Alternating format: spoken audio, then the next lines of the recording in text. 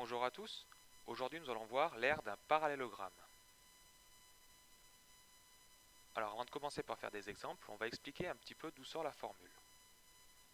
On va considérer un parallélogramme ABCD et je vais faire un découpage de cette façon-là. Je vais couper ce parallélogramme suivant un triangle rectangle ici que je vais pouvoir déplacer et le coller de l'autre côté. Ainsi l'aire du parallélogramme reviendra à l'aire du rectangle qui est ici. Donc on connaît bien la formule. La formule d'un rectangle, c'est longueur fois largeur. Donc qu'est-ce que ça nous fait pour notre parallélogramme?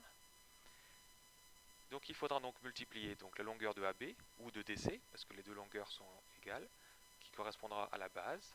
Et ensuite il faudra avoir la longueur de ce qu'on appelle la hauteur. Il faudra faire base fois hauteur. On peut aussi le découper d'une autre façon. On peut le découper suivant une autre base. On va considérer ce triangle rectangle là, qu'on va déplacer de la même façon, ici. On va pouvoir donc calculer l'aire du rectangle considéré en vert. La formule, c'est toujours longueur fois largeur. Qu'est-ce que ça fait pour notre parallélogramme? Donc AD, cette fois, ça sera la base, ça sera une autre base. Donc AD ou BC, qui est la même longueur, fois cette longueur-là, qui correspond à la hauteur. Dans tous les cas, donc on aura deux formules possibles. L'aire d'un parallélogramme est égale à la base fois la hauteur. On va faire des exemples avec des nombres. On va en faire deux exemples. Alors on a le premier parallélogramme ABCD. On a une première base qui est BC, qui fait 2,5, mais malheureusement je n'ai pas la hauteur qui est associée à cette base.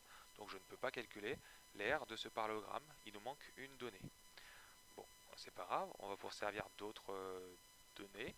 Donc on a une autre base qui est la distance AB, que je vais pouvoir multiplier par la hauteur qui est la distance AK. Donc l'aire du parallélogramme ABCD, c'est la base fois la hauteur. Il n'y a plus qu'à faire 3 fois 2, qui fait 6. Ainsi, l'aire du parallélogramme ABCD est de 6 cm². Pour l'autre parallélogramme, on va le calculer de deux façons différentes. On va d'abord considérer la première base, qui est EF, qui fait 6 cm. Ensuite, il faut qu'on associe sa hauteur. La hauteur qui est associée à cette base de 6 cm et le segment FU qui fait 2,5. Ainsi, on peut utiliser la formule base fois hauteur. Donc j'ai abrégé un tout petit peu base en B, hauteur H. Plus qu'à faire donc 6 fois 2,5 qui fait 15. Mais on aurait pu faire un autre calcul. Parce que dans ce parallélogramme, il y a une autre base.